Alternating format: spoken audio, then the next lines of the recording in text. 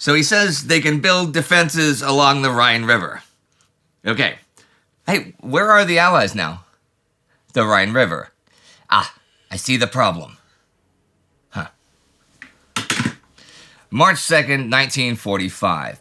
On the Eastern Front, the Soviets have not invaded Germany in force yet, except for isolated East Prussia. But this week, on the Western Front, the invasion of Germany in real force really gets going.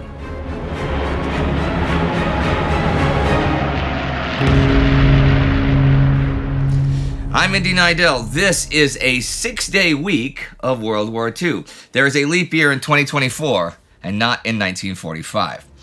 Last week came big American landings on Iwo Jima. The Allies were also busy fighting for Manila in the Philippines and toward Meiktila in Burma. On the Eastern Front, the Soviets really slowed down their attacks, consolidating and making ready for new ones, even while Front Commander Ivan Chernyakhovsky died up in East Prussia.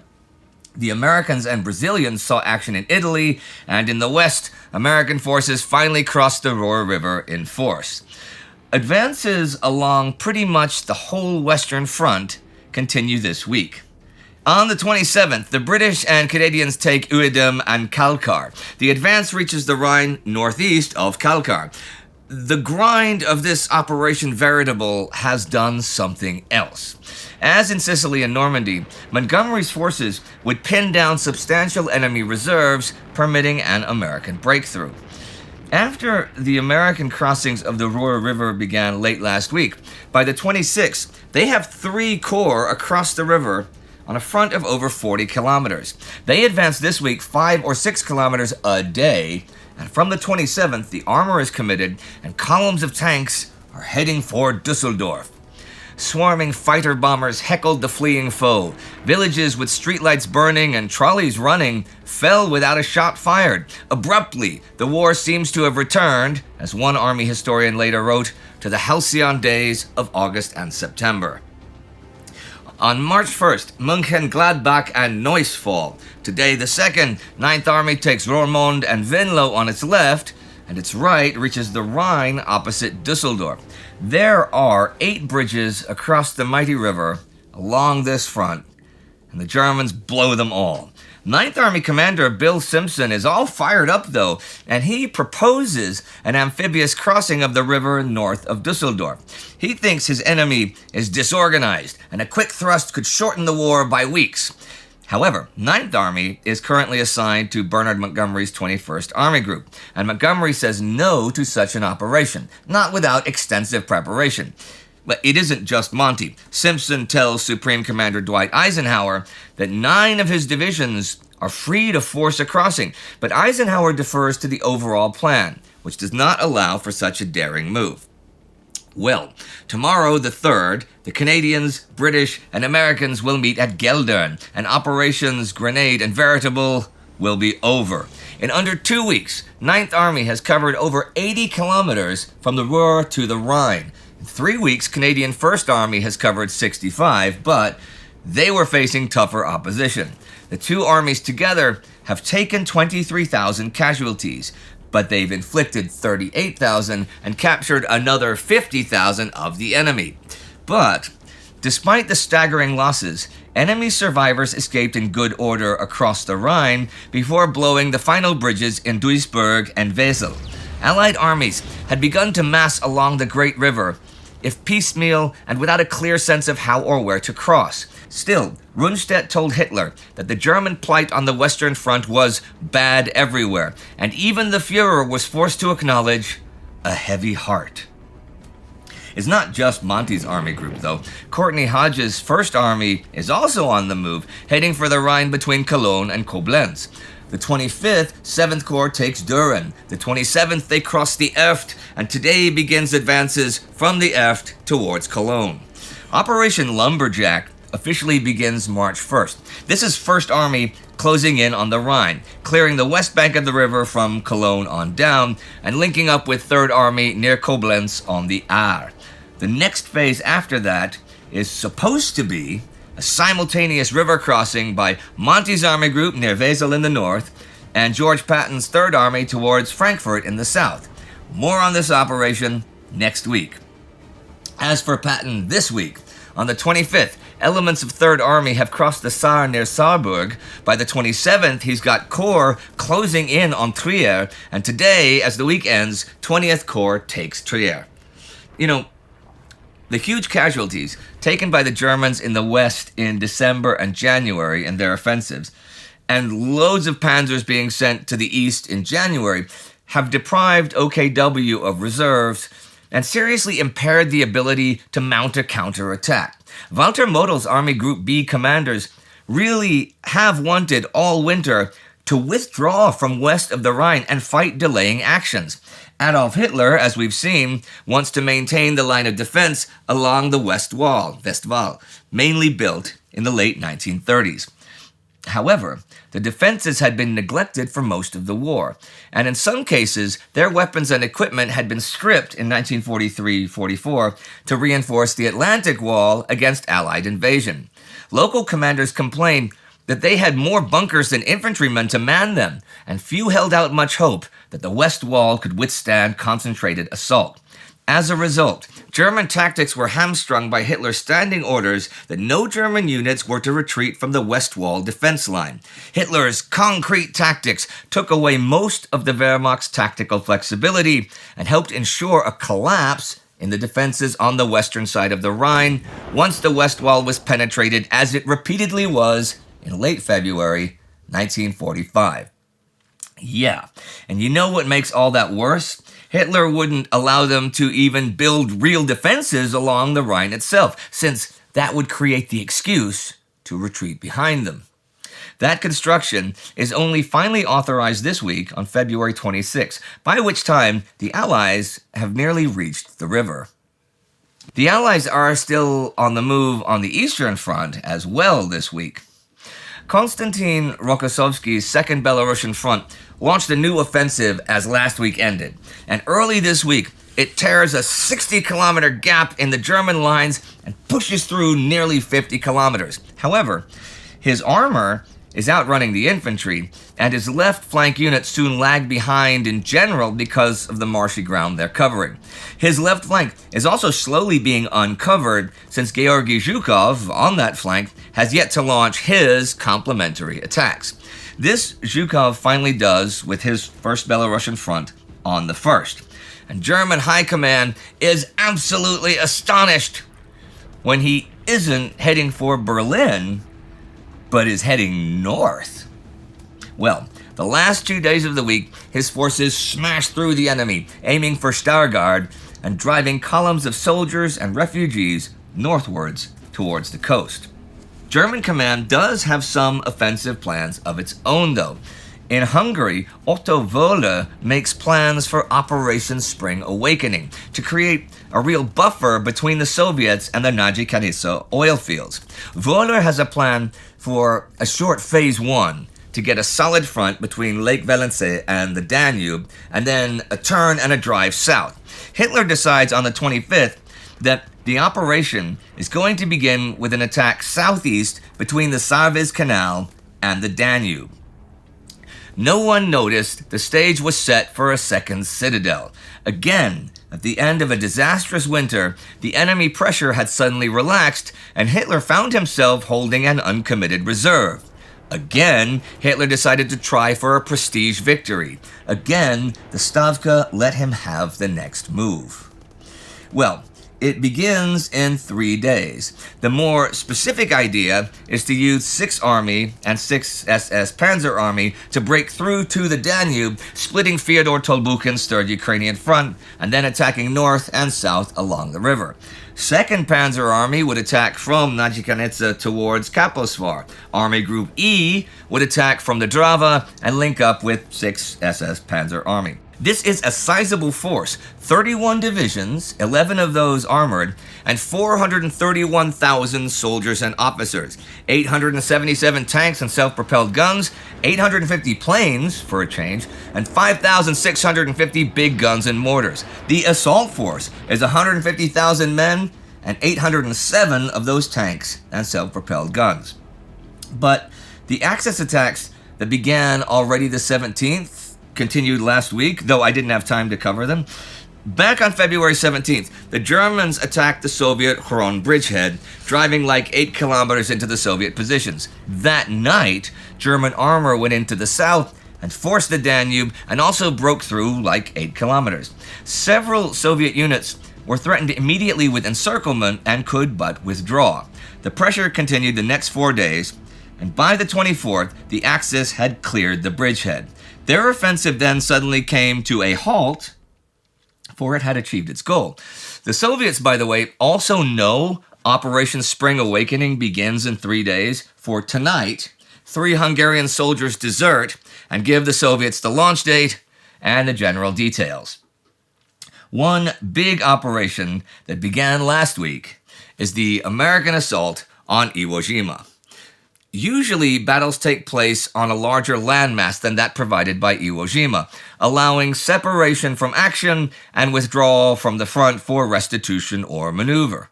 On Iwo Jima, there was no such room.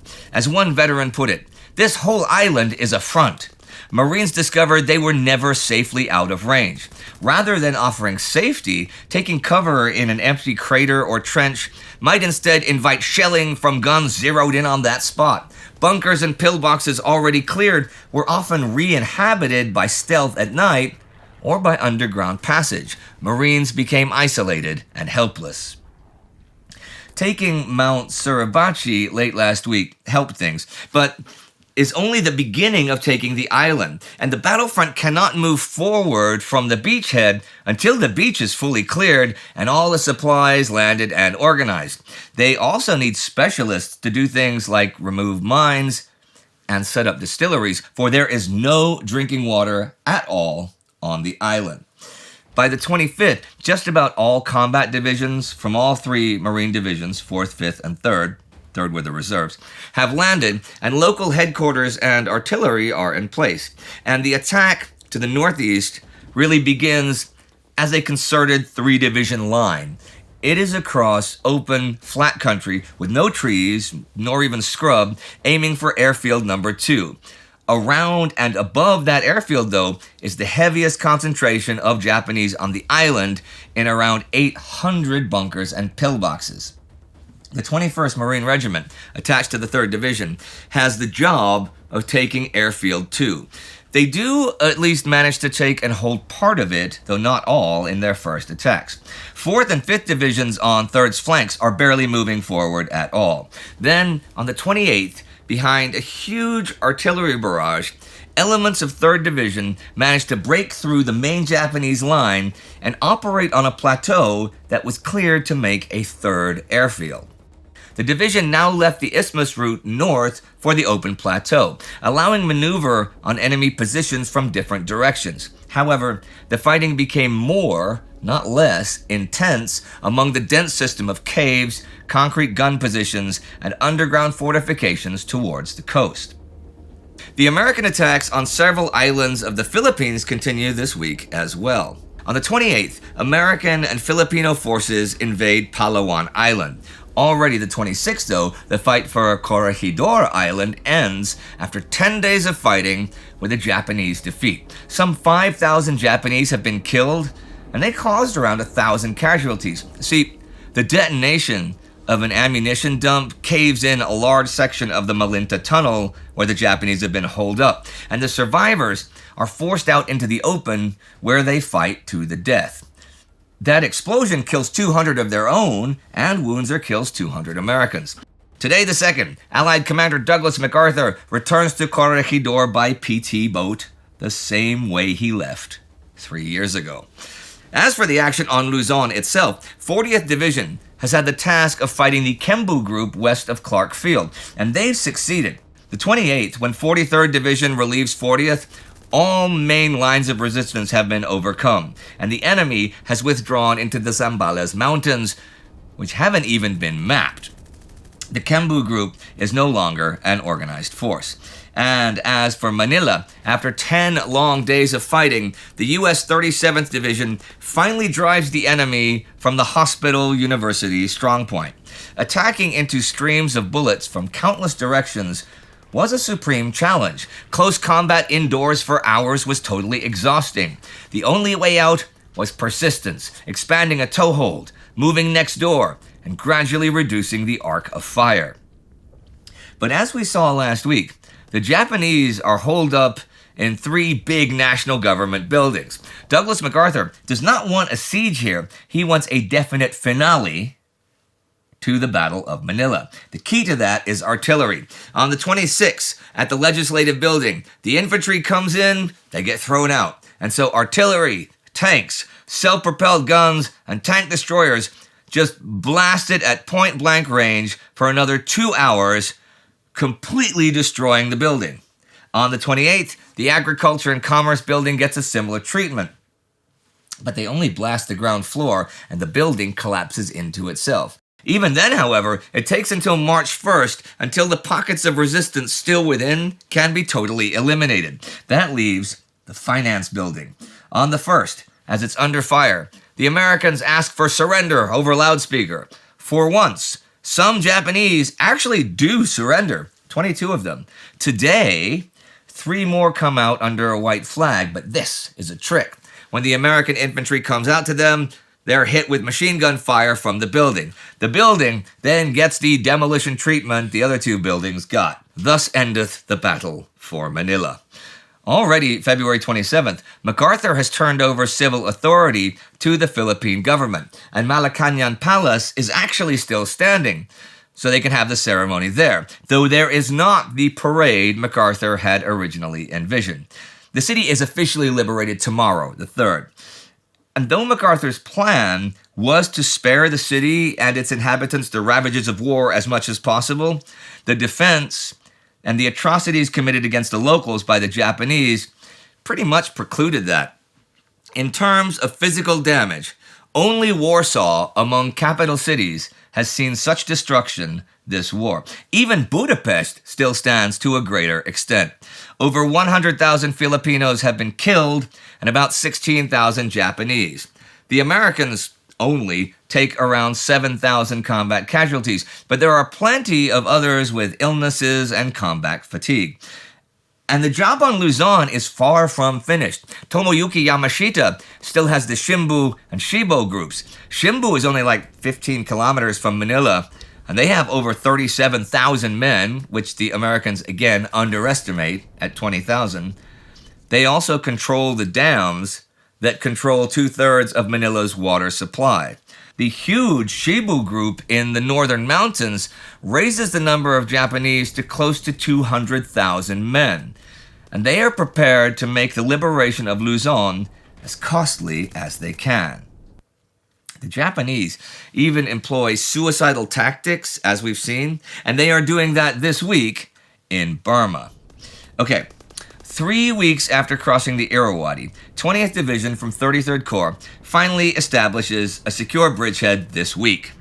The Allies now had 2 secure bridgeheads on the eastern shore, but Kimura still had grounds for hope. It seemed that 14th Army were overwhelmingly concentrated in the Chindwin-Irrawaddy loop, and the 2 bridgeheads were still some way from Mandalay, respectively 45 miles north and 30 miles west of the city.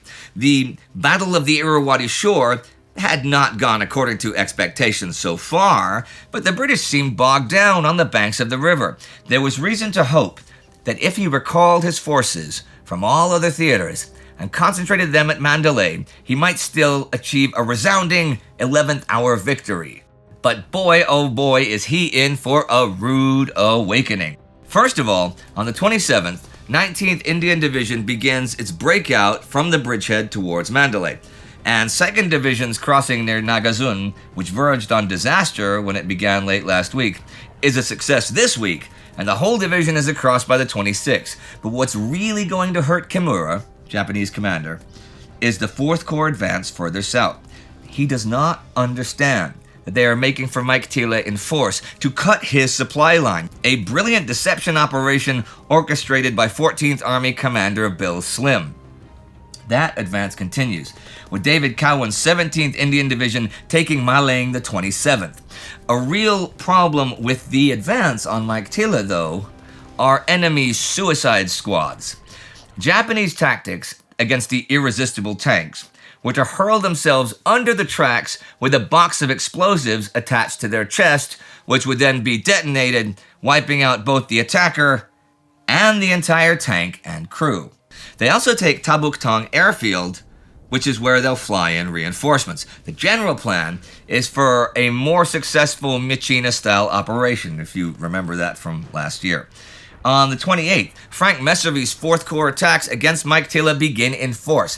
Thing is, it is not going to be an easy fight. General Kasuya has 13,500 men in the garrison here, and they are ready to defend it in good defensive positions. As March begins then, every division of Slim's 14th Army is committed all along the Irrawaddy. 17th Indian Division has now surrounded Meiktila, and the tanks go in. Slim is actually here in person to watch, even though the RAF refused to fly him in because of the danger. The Americans did it instead. Resistance is fanatic and determined, and progress is slow and bloody. The fighting continues today, much the same as yesterday, and the city defense still holds out as the week ends. And what a week! With big advances all along the Western Front, not quite as big on the Eastern Front for a change, slow and bloody advances on Iwo Jima, advances that face suicidal defenders in Burma, and Corregidor and Manila cleared of the enemy. And Syria, Lebanon, and Saudi Arabia declare war on Germany and Japan the 26th, 27th, and the 1st. Oh, and on March 2nd, the Soviets forced King Michael of Romania to dismiss his government and appoint a new communist-dominated government. This is the first sign that Joseph Stalin might not really keep his assurances about not preventing the democratic process in Eastern Europe. It's actually the Soviet Deputy People's Commissar for Foreign Affairs, Andrei Vyshinsky, that forces the ouster of Nicolae Radescu and the installation of Petru Groza as Romanian Prime Minister. Let's go back to Burma for a minute, or the fight against the Japanese in general. Suicide bombers blowing themselves up to try to take out a tank. Kamikaze planes blowing themselves to smithereens trying to take out a ship. Bonsai charges with swords and sticks against Allied machine guns. That's where we've come. Japan, at this point, could conceivably win a war on one front, one on mainland Asia, against maybe one enemy without global resources. But of course, that's not how you describe the Allies. And even if the Allies were to abandon China completely, it's too big, and Japan's armies are too small for them to conquer it, or to even hold what they have for a period of years, not with them getting beat up everywhere else in the meantime.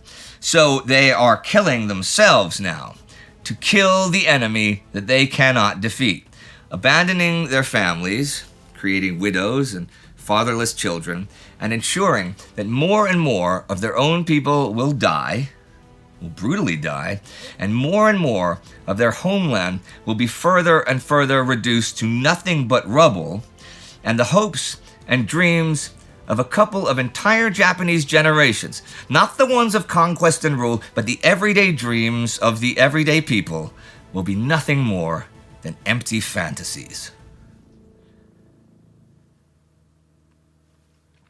The Japanese went to war in 1937, and if you want to see how that began and everything attached to it, here's a Between Two Wars episode that covers it all. It'll come up in just a little bit. It is the Time Ghost Army that allows us to do that and to do this, so join the Army at timeghost.tv or patreon.com. David Johnson is the Army Member of the Week.